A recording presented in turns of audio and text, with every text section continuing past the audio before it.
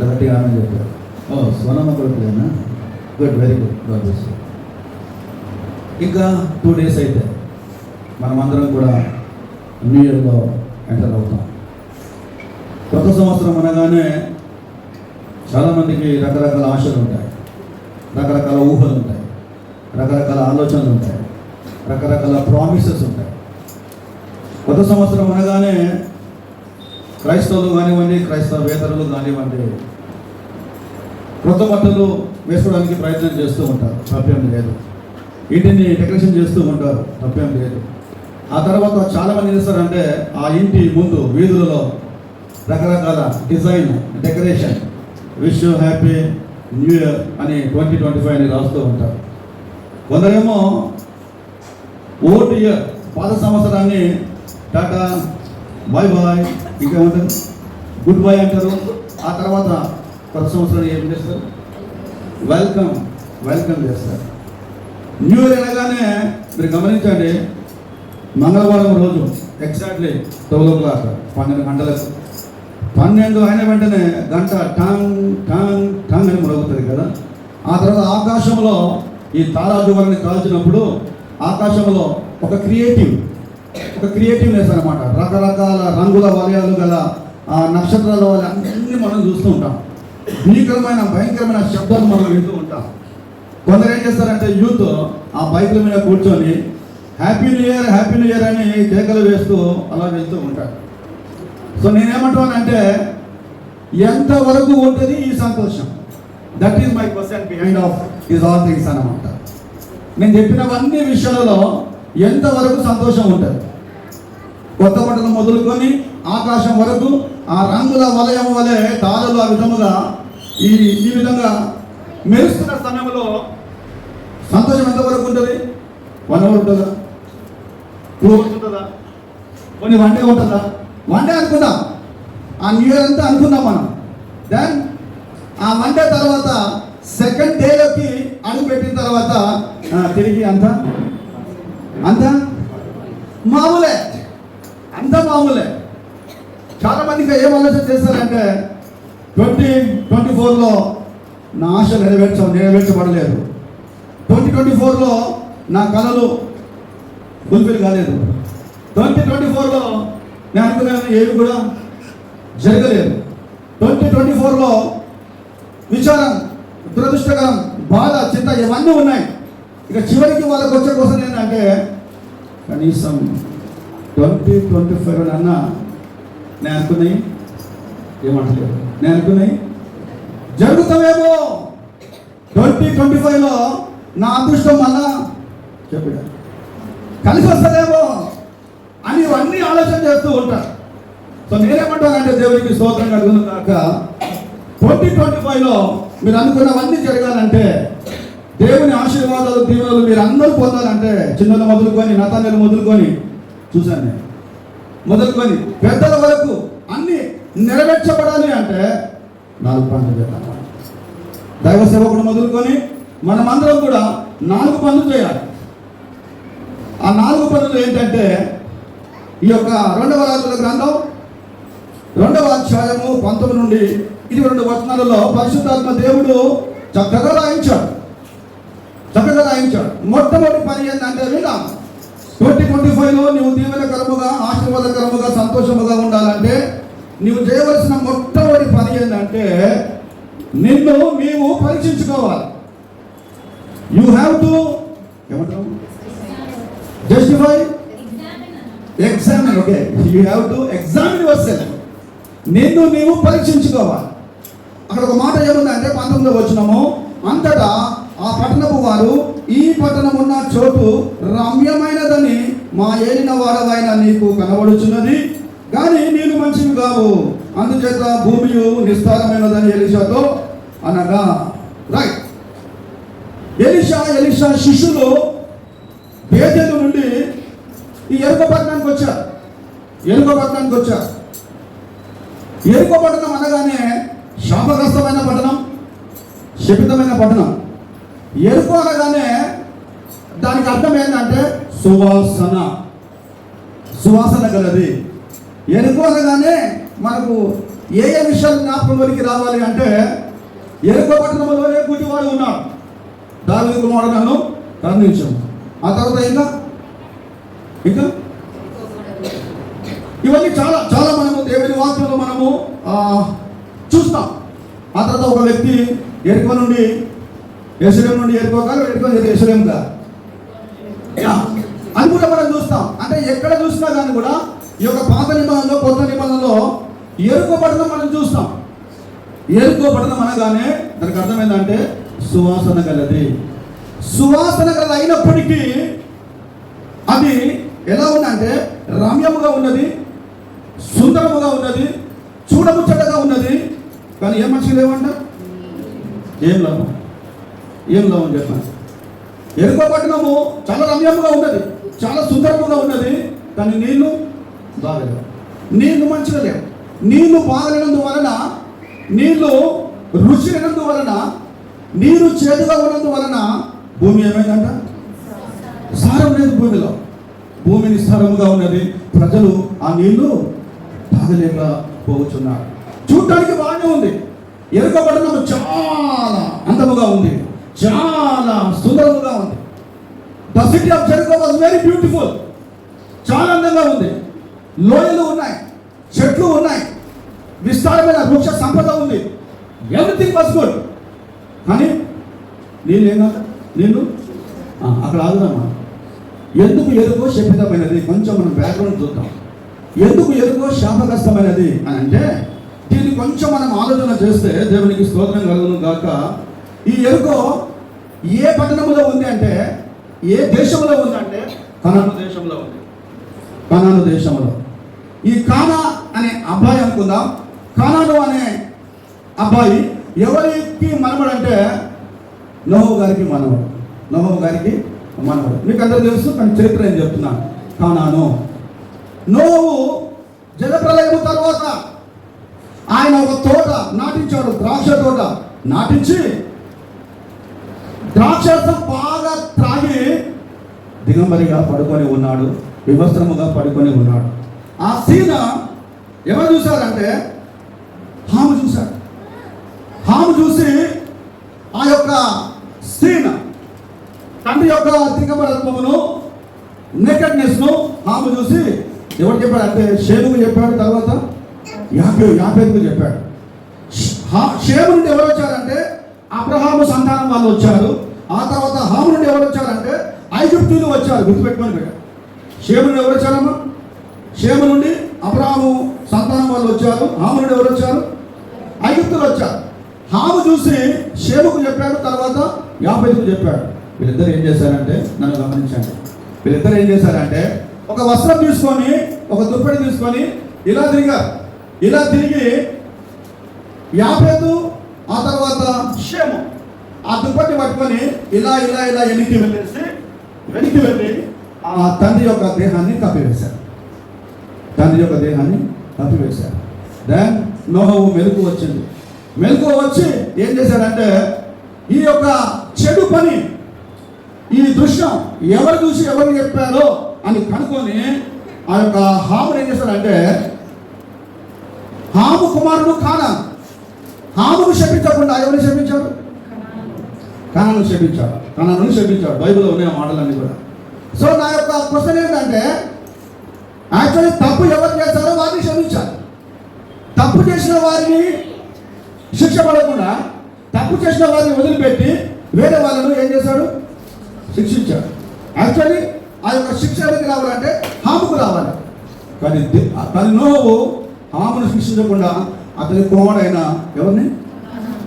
కానాను శపించాడు. ఎందుకు అంటే అప్పటికే హాము యొక్క కాలము అయిపోతుంది, హాము యొక్క పీరియడ్ అయిపోతుంది. అంటే ఆయన ఏజ్ అప్పటికే అయిపోతుంది, ఆయన చనిపోతాడు. కాబట్టి ఆయన కాలంలో శాపము రాకుండా కనాను కాలంలో దేవుడు ఏర్పాటు చేశాడు. మీకు తెలుసా, కనాను జాతులు 7 మంది, 7 జాతుల వారిని ఈ దేవుడు ఏం చేశాడంటే శపించాడు, శాపగ్రస్తముగా చేశాడు.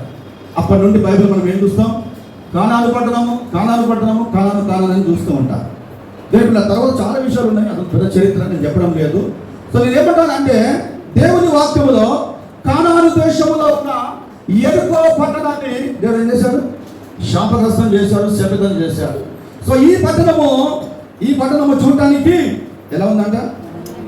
ఎస్, అదొక్కటి నాకు రమ్యముగా ఉంది, సుందరముగా ఉంది, అందముగా ఉన్నది. కానీ ఏ మంచిగా లేవు, ఏది మంచిగా లేవు. దేవుని బిడ్డలారా, ఈ యొక్క ఉదయకాల సమయంలో కొన్నిసార్లు మనమందరము కూడా చూడటానికి బాగానే ఉంటాం, చూడటానికి అందముగా ఉంటాం, చూడటానికి సుందరముగా ఉంటాం, మంచి బట్టలు వేసుకుంటాం, అన్ని విధాలుగా చక్కగా ఉంటాం. కానీ కొన్నిసార్లు మన హృదయము బాగుండదు, మన హృదయము పరిశుద్ధముగా ఉండదు, మన హృదయము పవిత్రముగా ఉండదు, మన హృదయము దేవునికి అనుకూలముగా ఉండదు. చూడటానికి బాగానే ఉంటాం. ఆ ఎరుక పట్టణము కూడా చూడటానికి బాగానే ఉంది, గమ్యముగా ఉంది, కానీ పట్టణంలో నీళ్లు బాగలేదు. ప్రేమ తిరిగిపెట్టారా? అందుకనికే 2025లోనికి నీవు ఎంటర్ కాకముందు నువ్వేం చేయాలంటే నీవేం చేయాలి? పరీక్షించు. చాలామంది ఎలా ఉంటారంటే వారిని వారు పరీక్షించుకోనకుండా ఇతరులను పరీక్షిస్తుంటారు. వారి కళ్ళలో ఉన్న ధూళిని, నలుసును తీసివేయకుండా ఇతర కళ్ళలో ఉన్న నలుసును, ధూళిని చేస్తారు, దూలాన్ని, నలుసును తీసివేయడానికి ప్రయత్నం చేస్తూ ఉంటారు. కాబట్టి దేవుడారా, దేవుడి వాక్యం సెలవిస్తున్నది, నీవు ఏం చేసుకోవాలంట? నీవు పరీక్షించుకోవాలి. నేను ఎలా ఉన్నాను? నేను దేవుని విషయంలో ఆత్మీయంగా ఉన్నానా? నేను దేవునికి అనుకూలంగా ఉన్నానా? నేను దేవునికి దగ్గరగా ఉన్నానా? నేను దేవుని యొక్క వాక్యాన్ని బట్టి అనుసరించి నడుచుకొనుచున్నానా? You have to examine yourself, you have to check yourself. నీవు ఏం చేయాలి? నువ్వు పరీక్షించుకోవాలి. ప్రతి ఒక్కరి మానవుని జీవితంలో ఎక్కడో ఒక దేవునికి అయిష్టానుసారమైన పని, ఆ అయిష్టారమైన మనసు ప్రతి ఒక్కరికి కూడా ఉంటుంది. మీకు తెలుసా? దేవుని వాక్యంలో సమయలు ఆ యొక్క ఇశ్రాయేలుకు ఒకరిని రాజుగా చేయాలని యెషయా కుమారులలో అందరినీ చూస్తూ ఉంటాడు. దేవుడు ఈయన కాడు అని దేవుడు సమయంతో మాట్లాడుతూ ఉంటాడు. సమయాలేమో ఆ ఎత్తు, పొడవు, బలము చూస్తూ ఉంటాడు. మీకు తెలుసా? బైబిల్లో చివరిగా యొక్క సమయం ఏమంటాడంటే, యెషయా నీ కుమారులలో ఇంకెవరైనా ఉన్నారా అన్నప్పుడు కడసారి వాడు ఉన్నాడు, చివరి వాడు ఉన్నాడు. వాడు అరణ్యంలో గొర్రెలు దావీదు తీసుకొని వస్తారు. అప్పుడు దేవుడికి ఏముందంటే, దేవుని వాక్యంలో నేను కోరుకున్నవాడు ఇతడే, అది కావాలి. నేను కోరుకున్నవాడు ఇతడే. మనుషులు పై రూపమును లక్ష్య పెడతారు, కానీ నేను హృదయాంతరమును లక్ష్య పెట్టువాడను. కాబట్టి దేవుని బిడ్డలారా, దేవుడు ఆయన పై రూపం లక్ష్య పెట్టాడండి. ఆయన హృదయాన్ని లక్ష్య పెట్టే దేవుడు. అందుకే బైబిల్ ఏముందంటే, హృదయము అన్నిటికంటే మోసకరమైనది, వ్యాధి గలది, దాన్ని గ్రహించేవాడు ఘోరమైనది. ఇవన్నీ తెలుసండి మనకు. నేను ఏమంటున్నాను తెలియబడ్డారా? 2025లో నీవు నెమ్మది కలిగి, సుఖము కలిగి, సౌఖ్యము కలిగి నువ్వు జీవించాలి అంటే ఫస్ట్ మనం ఏం చేయాలి? మనము జస్ట్ పరీక్షించుకోవాలి. చాలా ఇంపార్టెంట్. పరీక్షించుకోవాలి. దేవాలయంలో పరిసయుడు ఉన్నాడు, దేవాలయం బయట సుంకరి ఉన్నాడు. ఆయన ప్రార్థన వేరు, ఈయన ప్రార్థన వేరు. ఈయన ఆకాశము తట్టు ధైర్యము చాలక రొమ్ము కొట్టుకొనుచు, దేవా పాపి నైనా నన్ను కరుణించుము అంటే, ఈ సుంకరి తను తాను ఏం చేసుకున్నాడు? తను తాను పరీక్షించుకున్నాడు. ప్రియమైన దేవుని సంగమా, వాక్యం ఇచ్చిన మీరు అందరూ కూడా ఫస్ట్ థింగ్ ఏం చేయాలంటే, ప్రభువా నన్ను పరీక్షించు. అందుకే కీర్తనలో ఒక మాట ఉంది, చదవండి దయచేసి. 139వ కీర్తన 12, త్వరగా 139:12. అమ్మ 139:12 అదేనా? చదవ. రాత్రి పగటి వలె నీకు వెలుగుగా ఉండును, చీకటియు వెలుగును నీకు ఏకరీతిగా ఉన్నది. నా అంతరింద్రియములను దేవా నన్ను పరిశోధించి నా హృదయం తెలుసుకొనుము, నన్ను పరీక్షించి నా ఆలోచన తెలుసుకొనుము. నీకు ఆయాసకరమైన మార్గము నా యందున్నదేమో చూడుము, నిత్య మార్గమున నన్ను నడిపించుము. నేను రెఫరెన్స్ తప్పు చెప్పాను. 119 తర్వాత ఎన్నో వచ్చిన 23వ వచనం. రైట్. దేవా నన్ను పరిశోధించి నా హృదయం తెలుసుకొనుము, నన్ను పరీక్షించి నా ఆలోచనలు తెలుసుకొనుము. దావీదు అంటున్నాడు. చూడు ఎంత చక్కగా తనను తాను టెస్ట్ చేసుకుంటున్నాడు, తనను తాను పరిశీలించుకొనుచున్నాడు. దేవా, నా హృదయమును పరిశోధించుము, నా ఆలోచనలను పరీక్షించుము, నీ కాయసకరమైన మార్గము ఏదేనోదేమో నాలో చూడమని దావీదు దేవునికి మొరపెట్టినట్టు మనం చూస్తున్నాం. దేవుని పెట్టారు. దేవుడు మన ద్వారా కోరేది మన ద్వారా కోరేది హృదయాంతరంగం, హృదయ సౌందర్యాన్ని దేవుడు కోరుతూ ఉన్నాడు. ఇంకో మాట చదవండి దయచేసి. కీర్తన 45:11 వచనం. కీర్తనలు 45:15. ఉత్సాహ సంతోషములతో వారు వచ్చుచున్నారు. 45:15. ఓకే నేను చెప్తాను. 45:11. నీ రాజు నీ ప్రభువు, అతడు నీ సౌందర్యమును కోరినవాడు. చాలా. నీ రాజు నీ ప్రభువు, అతడు నీ సౌందర్యాన్ని. ఓకే, సో ఆయన ఈ సౌందర్యాన్ని కోరడం లేదండి, నాకు గమనించండి. ఈ సౌందర్యాన్ని కోరడం లేదు. ఈ సౌందర్యం దేవుడు ఇచ్చాడు. ఈ సౌందర్యముతో పాటు నీ లోపల ఉన్న సౌందర్యాన్ని కూడా దేవుడు చేస్తున్నాడు, కోరుతూ ఉన్నాడు. దేవుడి వాక్యం, దేవుడు తన వాక్యం ద్వారా మనతో మాట్లాడుతున్నాడు. ఫస్ట్ నిన్ను నీవు పరీక్షించుకోవాలి. ఎప్పుడైతే మనమందరము కూడా మనల్ని మనం పరీక్షించుకుంటామో అప్పుడు దేవుడు తన త్రోవలలో మనల్ని నడిపిస్తాడు. ఎప్పుడైతే మనల్ని మనం పరీక్షించుకుంటామో దేవుడు ఆయన వెలుగులో మనల్ని నడిపిస్తాడు. అది మొదటి విషయం.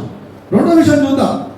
రెండో విషయం, ఈ 2025 నీకు దీవెనకరముగా ఆశీర్వాదకరముగా ఉండాలి అంటే నువ్వు చేయవలసిన రెండవ పని ఏంటంటే, చదవండి దయచేసి 2వ రాజుల గ్రంథం 2వ అధ్యాయము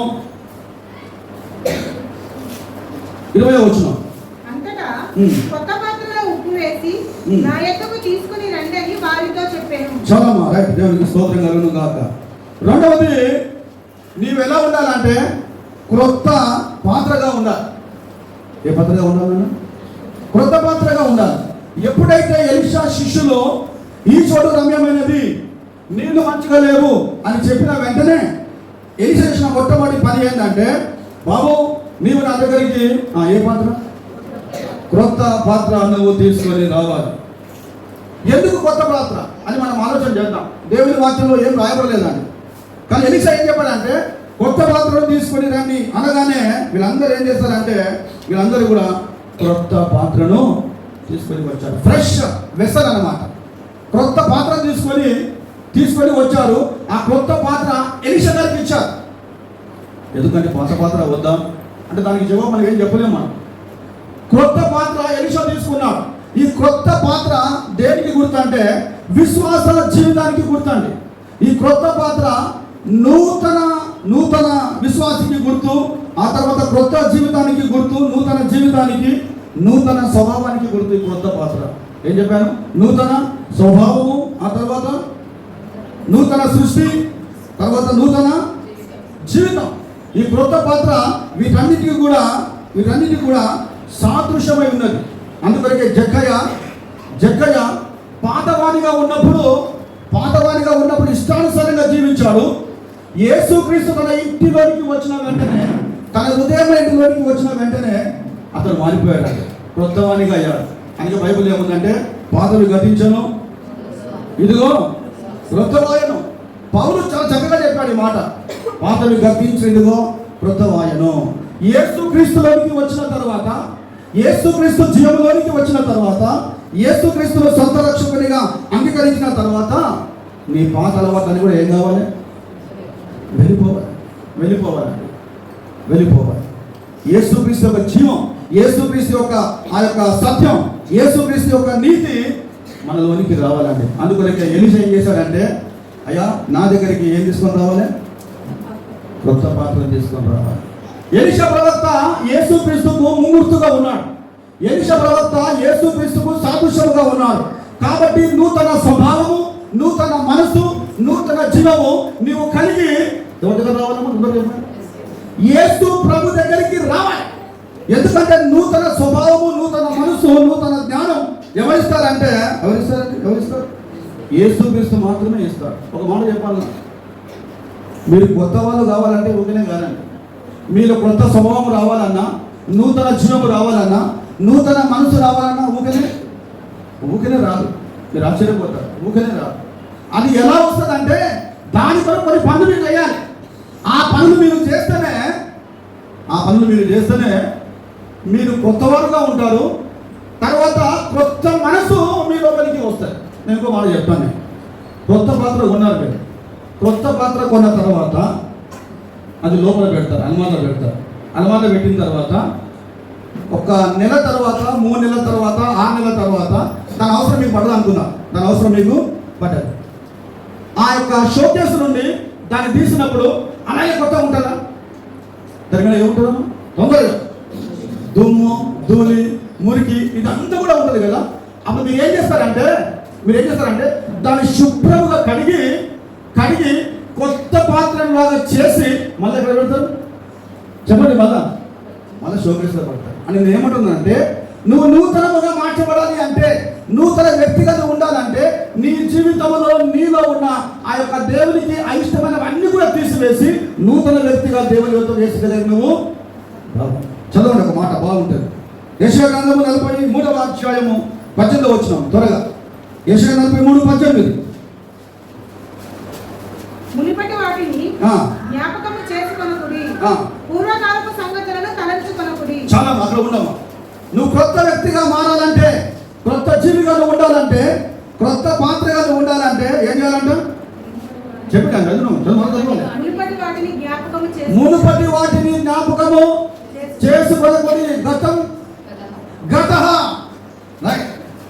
వాటిని జ్ఞాపకం చేసుకోవద్దు. తర్వాత పూర్వకాలపు సంగతులను నీవు తలంచుకున్నది అవన్నీ మర్చిపోవద్దు. కొందరు ఏం చేస్తారంటే పూర్వము జరిగినవి, ఓకే, గత కాలము జరిగినవి తిరిగి వాటిని మాట్లాడుతూ ఉంటారు. అవి తీసుకొని వస్తూ ఉంటారు. కానీ బైబిల్ ఏం చెప్తుందంటే నువ్వు కొత్త పాత్రగా ఉండాలంటే గతంలో ఉన్న విషయాలు, గతంలో చేసిన పనులు ఏమైనా సరే అవన్నీ ఏం చేయాలి చెప్పండి? మర్చిపోవాలి. అవి తిరిగి మనసులోనికి, మీ హృదయంలోనికి రానివ్వతాడు. అందుకే పౌలు ఒక చాలా కష్టమైన మాట చెప్తాడు. కొన్నిసార్లు క్రైస్తవులుగా కొన్ని మాటలు విని డైజెస్ట్ చేసుకుంటే కష్టం అవుతుంది. కానీ పౌలు చెప్పాడు. ఎంత బాగా చెప్పాడంటే అది చాలా మంచిగా అనిపించుకున్నాను. ఆయన ఏమంటాడంటే ఈ ఎఫెసీ సంగతులను గద్దిస్తూ అయ్యా మీరు ప్రభువులోనికి వచ్చారు, మీరు క్రీస్తులోనికి వచ్చారు, కొత్త పాత్రగా మీరు చేయబడ్డారు. వాటి పేర్లు కూడా నీవు ఎత్తకూడదని ఉంది బైబిల్లో. చదువు మాట. ఎఫెసీయులకు రాసిన పత్రిక చదవండమ్మా. 5:3. ఎఫెసీ 5:3. జారత్వమే గాని, ఏ విధమైన అపవిత్రతయే గాని, లోభత్వమే గాని వీటి పేరైనను ఎత్తకూడదు. చాలా మరి ఉందమ్మా మాట. వీటి పేరైనను. ఇంకో దగ్గర ఏముందంటే ఈవెన్ అక్కడ ఏముందంటే పోకిరి శ్రేష్టలు, అనేది ఉన్న ఆటపాటలు, ఈవెన్ బూతులు కూడా ఏముందమ్మా. వీటి పేరైనను. ఇది హెచ్చరికనా కాదా చెప్పండి? ఇది కమాండ్మెంటా కాదా చెప్పండి? వీటి పేరైన మీరు ఎత్తకూడదు. అంటే కొత్త పాత్రగా మీరు మారాలంటే, నూతన స్వభావము, నవీన స్వభావం ధరించుకోవాలంటే ఇవన్నీ కూడా మీరు ఏం చేయగలరు? ఇవన్నీ కూడా మీరు మర్చిపోవాలి. ఒక డ్రైవర్ కారు క్లీన్ చేశాడు. సో ఓనర్ వచ్చేసి లోపల కూర్చున్నాడు. డ్రైవర్ లోపల కూర్చున్నాడు. ఇద్దరు కూర్చున్న తర్వాత ఈ ఓనర్ గారికి స్మెల్ వచ్చింది, బ్యాడ్ స్మెల్ వచ్చిన తర్వాత ఈ డ్రైవర్ ఓనర్ అడిగాడు ఆ డ్రైవర్ని, అబ్బాయి కార్ క్లీన్ చేసావా పైన? సార్ మొత్తం క్లీన్ చేశాను సార్, మొత్తం చక్కగా క్లీన్ చేశాను. ఓకే గుడ్ అని లోపల కూర్చున్న తర్వాత లోపల మళ్ళీ వాసన వచ్చింది. రే బాబు లోపల వాసన వస్తుంది నాన్న, నువ్వు క్లీన్ చేసావంటే సార్ లోపల క్లీన్ చేశాను సార్ నేను, ఎవ్రీథింగ్ ఈజ్ గుడ్ అన్నాడు. ఆ తర్వాత దెన్ కొన్ని నిమిషాల తర్వాత మన వాసన వచ్చింది. అరే స్నానం చేశారా అడిగాడు. ఎస్ సార్ నేను స్నానం చేశాను సార్ నేను. రైట్. తర్వాత మళ్ళీ కొద్దిసేపు అయిన తర్వాత అబ్బాయి కొద్దిగా బట్టలు వేసుకున్నావు కదా నువ్వు కాదు, ఎగ్జాంపుల్ చెప్తున్నా. అవును సార్ నేను ఉత్తిన బట్టలు వేసుకున్నాను. ఇంకా స్మెల్ వస్తున్న సమయంలో ఆ ఓనర్ గారికి డౌట్ వచ్చేసి ఏమడిగాడంటే, రే బాబు నీ సాక్సులు నువ్వు శుభ్రం చేసుకున్నావా అని అడిగాడు. సో ఈ డ్రైవర్ ఏం చెప్పాడంటే ఇలా తల కొంచెం విధంగా చేస్తూ సార్ 2 రోజులు అయింది సార్ నేను సాక్స్ ఉతుకోక, నన్ను క్షమించండి సార్, అందుకే వాసన వస్తుందేమో. బుద్ధి లేని విధవా, నీకు తెలియదా అని తన దగ్గరలో ఉన్న ఆ కొత్త జత సాక్స్ అతనికి ఇచ్చాడు. సో డ్రైవర్ ఆ సాక్స్ వేసుకున్న తర్వాత మళ్ళీ ఒక హాఫ్ అన్ అవర్ తర్వాత మళ్ళీ స్మెల్ వస్తుంది, మళ్ళీ వాసన వస్తుంది. తర్వాత ఈయన భరించలేక, రే నేను ఇచ్చిన సాక్సులు వేసుకున్నాను సార్, మరి మిగతా ఆ తీసివేసిన సాక్సులు ఆ స్మెల్ వస్తున్న సాక్స్ ఎక్కడ పెట్టినారా అంటే, మీరందరూ ఏమంటున్నారు, మీరందరూ చెప్పబోయేమో జోరు పెట్టుకున్నారండి, జోరు. ఓకే, దేవునికి స్తోత్రం కలుగును గాక. సో అబ్బాయి ఏం చెప్పాడంటే, సార్ ఆ పాత సాక్సులు స్మెల్ వస్తున్న సాక్సులు నా కాళ్ళ పక్కనే పెట్టుకున్నాను సార్ అన్న. అరే బుద్ధి లేని విధవా, ఆ సాక్సులు ఆ స్మెల్ వస్తున్న సాక్సులు తీసివేసిన తర్వాత అవి ఏం చేయాలంటే చెత్తలో పాడేయాలి, నువ్వు డస్ట్బిన్లో పాడేయాలి. కమా నువ్వు వెళ్ళి ముందు పాడిసిరా, వచ్చిన తర్వాత కూర్చో అని చెప్పాడు. వాడు వెళ్ళి పాడిసి వచ్చాడు, అప్పుడు కార్లో కూర్చున్నాడు. అప్పుడు ఆ స్మెల్ అంతా కూడా దేవుడారా, దేవునికి స్తోత్రం కలుగును గాక. మనము కూడా ఈ 2025లో దీవెనకరముగా ఆశీర్వాదకరముగా దేవునికి సువాసన కలిగి మనము దీవించబడాలి అంటే మనలో ఉన్న చెడు కానివ్వండి, పాపము కానివ్వండి, పూర్తిగా ఆ శాస్త్రం వల్ల ఏం కావాలి, పూర్తిగా ఏం కావాలి, మొత్తం బయటకు వచ్చేసారు. అప్పుడే దేవుడు మనందరికీ కూడా ఏం చేస్తారండి, దేవుడు అందరినీ కూడా దీవిస్తాడు. దేవుడు సో మొట్టమొదటిగా 2025లో నువ్వు దీవెనకరముగా ఉండాలంటే నీవు పరీక్షించుకోవాలి. రెండవదిగా నీవు ఎలా ఉండాలి, కొత్త పాత్రగా ఉండాలి. కొత్త పాత్రగా ఉండాలంటే మునుపటి సంగతులను ఏం చేయలేవు, నువ్వు మర్చిపోవాలి. నేను ఒక మాట చెప్తాను. నాతాను ప్రవక్త దావీదు దగ్గరికి వచ్చి ఆ యొక్క మునుపటి విషయాలు అవన్నీ తెలియజేసినప్పుడు ఎవరు ఆ పాపము చేశారు అంటే దావీదు అంటే ఏం చేశాడు, యాక్సెప్ట్ చేశాడు. ఆయనను నేనే అన్నాడు. మూడవదిగా మనం ఏం చూద్దామంటే 2వ రాజుల గ్రంథం 2వ అధ్యాయము చదవండి దయచేసి. కొత్త పాత్రలో ఉప్పు వేసి నా యొక్కకు తీసుకుని రండి వారితో చెప్పాను. రైట్. మూడవదిగా 2025 దీవెనకరముగా ఉండాలంటే నువ్వు ఎలా ఉండాలంటే చెప్పండి, ఎలా ఉండాలి? నువ్వు ఉప్పు కలిగి ఉండాలి. నేనేమంటానంటే స్వచ్ఛమైన ఉప్పు కలిగి ఉండాలి. బాగా గమనించండి. ఎలీషా ప్రవక్త ఆ నీళ్లు మధురం చేయడానికి, ఆ నీళ్లు స్వీట్నెస్ రావడానికి కొత్త పాత్రను తీసుకున్నాడు. అంత మాత్రమే కాకుండా ఆ పాత్రలో ఏం తీసుకున్నాడు, ఉప్పు తీసుకున్నాడు. మీకు తెలుసమ్మా, ఉప్పు స్వచ్ఛమైన ఉప్పు అందరూ కూడా స్వచ్ఛమైన ఉప్పునే కోరుతారు, స్వచ్ఛము కాని ఉప్పును కోరరు. ఉప్పు అనగానే గాంధీజీ ఏం చేశాడమ్మా, ఎంత బాగా చెప్పారమ్మా, ఉప్పు సత్యాగ్రహం కదా. సో ఉప్పుకు చాలా పేరుందండి, ఉప్పుకు చాలా పేరుంది.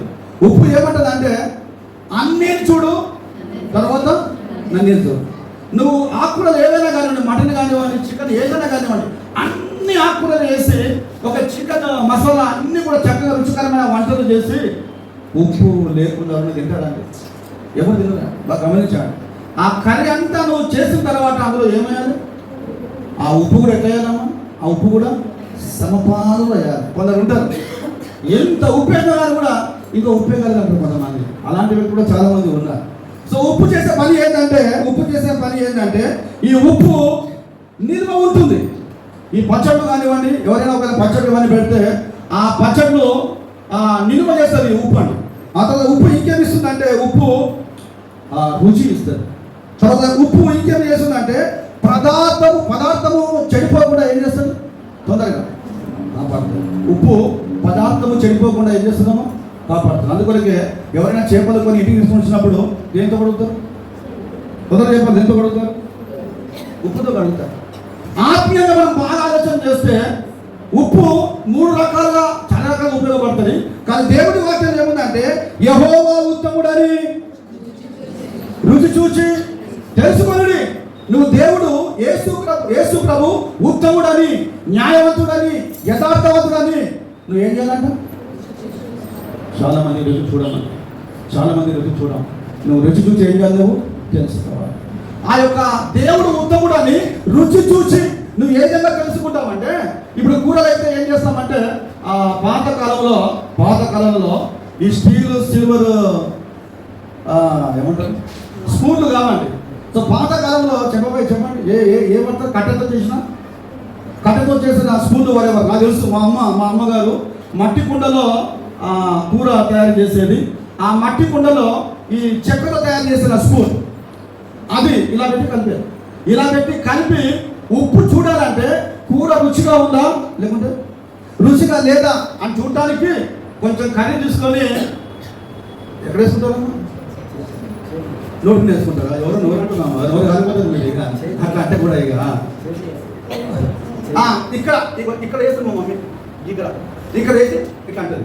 సో నేను ఏమంటానంటే కూర రుచిగా ఉందా లేదా అనేది జస్ట్ ఇంత చారు ఇంత తీసుకొని రుచి చూస్తారు.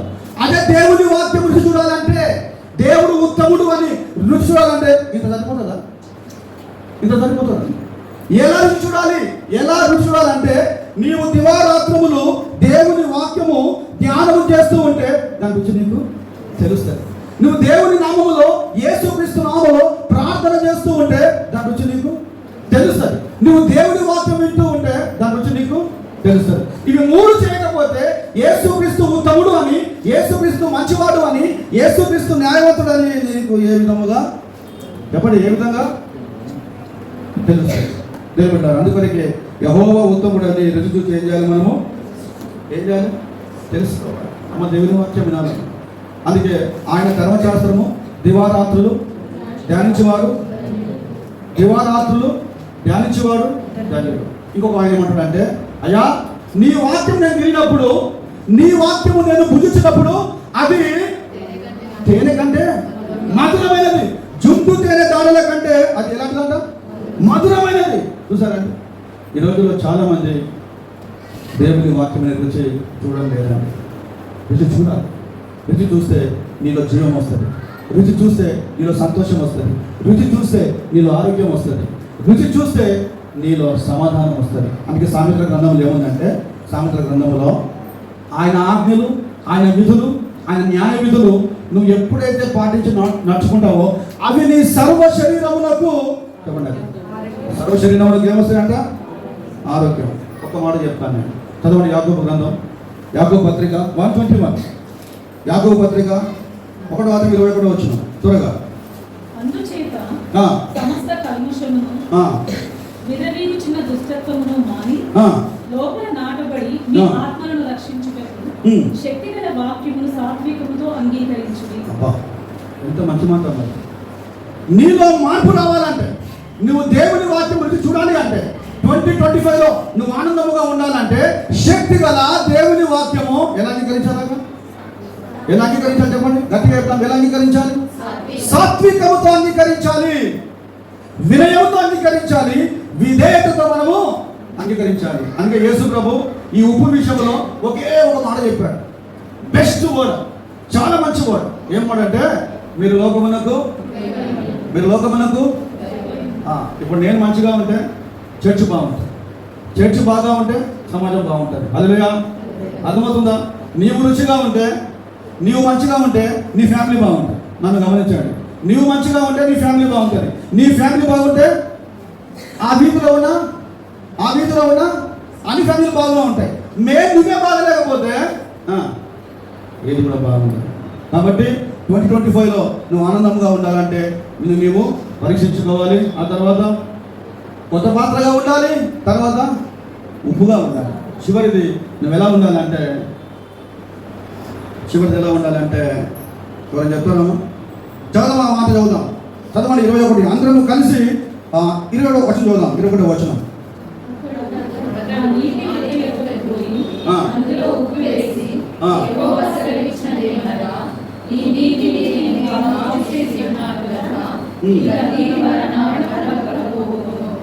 Right, okay.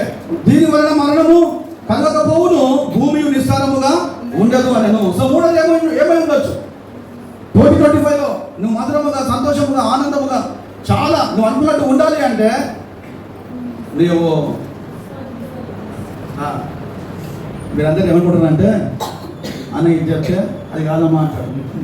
కాబట్టి నోరు మూసుకొని ఉండడం మంచిది అని కొందరు అనుకుంటున్నాను. సో నాలుగవది ఏంటంటే, నీవు జీవజలం కలిగి ఉండాలి. ఏం కలిగి ఉండాలా? జీవజలం కలిగి ఉండాలి. అక్కడ మాట చదవండి, చాలా చక్కని మాట. 21 వచనం. అతడు నీటి ఊట యొద్దకు పోయి అన్న మాట ఉందా అక్కడ? నీటి ఊట యొద్దకు పోయాను. కొత్త పాత్ర తీసుకొని ఉప్పు తీసుకొని ఆ ఉప్పు ఆ నీళ్ళలో వేసినప్పుడు ఆ నీళ్ళు ఏమైపోయినాయి? బాగుపోయినాయి. అదిగో మంచిగా నీళ్ళని భద్రంగా అయిపోయాయి. భూమిని విస్తారముగా కాకుండా సారము కలిగి ఉన్నది. భూమి మంచుకున్నది, భూమి మంచుకుంది. అందరూ కూడా అక్కడ హ్యాపీగా ఉన్నారు. ఆ నీళ్లు దాగి దేవుడు ఏం చేశాడు? స్తుతించాడు. కాబట్టి తెలియబడ్డారా, నీవు ఎవరి దగ్గర రావాలంటే జీవజలం దగ్గరికి రావాలి. ఆ జీవజలం ఎవరో కాదు, యేసుక్రీస్తు ప్రభువు. రాజకుమారి సిస్టర్ చదివినిపించింది. ఎవరు? సమరేశ్వరి. ఆ తర్వాత యేసుక్రీస్తుతో సంభాషణ జరుగుతున్న సమయంలో నీవు దేవుని వరము ఎరిగి ఉంటే ఆ జీవజలము దేవుడు నీకు ఇచ్చును. ఇంకో దగ్గర ఏముందంటే, ఈ నీరు తాగు ప్రతి వాడును తప్పికొను, నేనిచ్చు నీరు త్రాగబడినటికి తప్పికొన్నాడు. అమ్మా తెలిపిండారా, నీవు జీవజలమైన యేసుక్రీస్తు యొద్దకు నీవు రావాలి. ఆ జీవజలం ఎవరిస్తారు? కేవలం యేసుక్రీస్తు దేవుడు. జీవజలము త్రాగుట వలన, జీవములోనికి వచ్చుట వలన యేసుక్రీస్తు దేవుడు నీకు ఏమిస్తాడు? ఆ పరలోక రాజ్యం ఇస్తాడు, నిత్య జీవం ఇస్తాడు, శాశ్వతమైన జీవం ఇస్తాడు. ఒకసారి ఒక కుమారుడు తండ్రి దగ్గరికి వెళ్ళి, ఫాదర్, డాడీ, నా విలువ ఏంటి డాడీ అంట. ఈ ఇంటిలో నా విలువ ఏంటి అని క్వశ్చన్ వేశాడంట. లేకుంటే, నాయన ప్రపంచంలో మానవుని విలువ ఏంటి నాయన అడిగాడంట. డాడీ ఆశ్చర్యపోయాడు, నాన్న ఆశ్చర్యపోయాడు. ఏంటి నా కొడుకు ఇలా అడుగుతున్నాడు, నా విలువ ఏంటి అని అడిగాడు. అనగానే డాడీ బాగా ఆలోచన చేసి ఒక రంగురంగుల రాయి, ఒక డైమండ్ సంబంధించిన రాయి ఇచ్చి, బాబు ఈ రాయిని తీసుకొని నువ్వు బయట వెళ్ళి దీని ధర తెలుసుకుందా అని అడిగాను. అప్పుడు ఆ కుమారుడు ఆ రాయి తీసుకొని ఆ సంతలోనికి వెళ్ళాడు, వీధిలోనికి వెళ్ళాడు. ఇలా వెళ్తుంటే ఒక అమ్మగారు వచ్చారు. ఒక అమ్మగారు వచ్చి చూశారు, రాయి చాలా మెరుస్తుంది, రంగురంగుల రాయి, డైమండ్ మెరుస్తుంది. మెరిసి, బాబు ఈ రాయి నాకు ఇస్తావా? నేను 200 ఇస్తాను అన్నమాట. 200. వెంటనే కొడుకు రాయిని 200 ఇవ్వకుండా డాడీ దగ్గరికి వచ్చాడు. డాడీ దగ్గరికి వచ్చి, డాడీ ఒక మానవుని విలువ 200 డాడీ, 200 డాడీ అని అంటే అన్నాడంట. మరి ఇప్పుడు నువ్వు ఏం చేయి, మ్యూజియంకి వెళ్ళిరా. మ్యూజియంకి వెళ్ళి అక్కడ కూర్చో, అక్కడ నేను పక్కకే ఉంటాను, నువ్వు అక్కడ కూర్చొని అక్కడ జస్ట్ ఇలా చూపిస్తూ ఉన్నాను. ఈ అబ్బాయి మ్యూజిక్ వెళ్ళాడంట. మ్యూజిక్కి వెళ్ళి ఇలా రాయి చేత పట్టుకొని ఇలా తిరుగుతూ ఉన్నాడు. ఒక వ్యక్తి వచ్చి, బాబు నీ చేతిలో ఉన్న రాయి చాలా విలువైన రాయి, చాలా డైమండ్, చాలా కాస్ట్లీ రాయి, నీకు 2000 ఇస్తాను, నాకు ఇస్తాను అనగానే ఇద్దరింటికి వచ్చేసారు. ఏంటండి ఈ రాయి విలువ ఎంత? 2000 డాడీ. మనిషి విలువ 2000 అనగానే డాడీ నవ్వుతూ చివరిగా, మరి ఇప్పుడు ఏం చేయి, ఈ రాయి తీసుకొని నువ్వు నేరుగా ఒక పెద్ద చోటికి, అందరూ ఎగ్జిబిషన్ అందరూ ఉన్న చోటికి అక్కడ వెళ్ళురా. అక్కడ వెళ్ళిన తర్వాత చూద్దాం. సరే అబ్బాయి వెళ్ళాడంట. వెళ్ళిన తర్వాత కూర్చున్నాడు, అందరూ రాయిని చూస్తున్నారు. ఒక వ్యక్తి వచ్చి అడిగాడంట, ఏ బాబు ఈ రాయి చాలా కాస్ట్లీ రాయి, కాబట్టి ఈ రాయి నాకు ఇస్తే నేను ఇప్పుడు 2 lakhs ఇస్తాను, అని 2 లక్షలు ఇస్తాను, నువ్వు నాకు ఇస్తావా అనగానే నేను తండ్రి కొడుకు ఇద్దరు ఇంటికి వచ్చేసారు. ఇంటికి వచ్చి, డాడీ మనిషి విలువ ఎంత? 200. మనిషి విలువ 2000. మనిషి విలువ 2 లక్షల అనగానే డాడీ చెప్పాడంట, ఎవరైతే 200 అడిగారో ఈ రాయి నాకు ఇస్తావా అని, ఆ వజ్రం యొక్క విలువ, ఆ రాయి విలువ ఆమెకు తెలియదు. ఎవరైతే 2000 ఇస్తానన్నారో వాళ్ళకు కూడా రాయి విలువ తెలియదు. ఎవరైతే 2 లక్షలు ఇస్తానన్నారో వాళ్ళకు ఆ రాయి విలువ తెలుసు. కాబట్టి నన్ను ఏమడిగావు నువ్వు? ఏమడిగామంటే, డాడీ నా విలువ ఏంటి? కాబట్టి నీకు 200 విలువ కావాలన్నా, 2000 విలువ కావాలన్నా, 2 లక్షల విలువ కావాలి కోరుకున్నాడంట. అప్పుడు అబ్బాయి అనంట, డాడీ నాకు ఏ విలువ కావాలంటే తొందరగా చెప్పేశారు. నాకు ఏ విలువ కావాలంటే 200. ఏ విలువ కావాలి డాడీ? నాకు 2 లక్షల విలువ కావాలి డాడీ. ఆ 2 లక్షల విలువ కావాలంటే ఈ 4 పనులు చేయకూడదంట. ఏ పనులు? నిన్ను నీవు పరీక్షించుకోవాలి, తర్వాత కొత్త పాత్రగా ఉండాలి, తర్వాత ఉప్పులా ఉండాలి, తర్వాత జీవజనం దగ్గరికి నువ్వు రావాలి. 4 పనులు చేయాలి. ఇంకోటి, ఆ 2 లక్షల విలువ నువ్వు కావాలంటే నువ్వు నీతిగా ఉండాలి, న్యాయంగా ఉండాలి, సంతోషముగా ఉండాలి, ప్రయాసపడాలి. ఏమన్నా బిడ్డ? ప్రయాసపడాలి. ప్రయాస పడితేనే నీకు ఆ విలువ వస్తుంది. నువ్వు ప్రయాస పడకపోతే నీకు ఏ విలువ వస్తుంది? ఏం చెప్పిన వస్తుందమ్మా? ఏ విలువ వస్తుంది నీకు? ఏ విలువ? 200. నీకు తెలుసా, ప్రతి తల్లి ప్రతి తండ్రి తన కుమారుల విషయంలో కుమార్తెల విషయంలో ఏ విలువ కోరుతారంటే 200 విలువ కోరరు, 2000 విలువ కోరరు. ఏ విలువ కోరుతారండి వాళ్ళంతా పేరెంట్స్? నా కుమారుడు నా కుమార్తె ఈ స్టేజ్లో 2025లో అలాంటి విలువలు మనమందరం కలిగి ఉండాలంటే ఈ 4 పనులు చేస్తూ ముందుకు వెళ్దాం. ప్రార్థించేద్దాం. దేవుడి వాక్కును మన మధ్యలో దీవించిన కాదు. జీవముగల తండ్రి, పరిశుద్ధుడా, మహోన్నతుడా, సర్వోన్నతుడా, సర్వ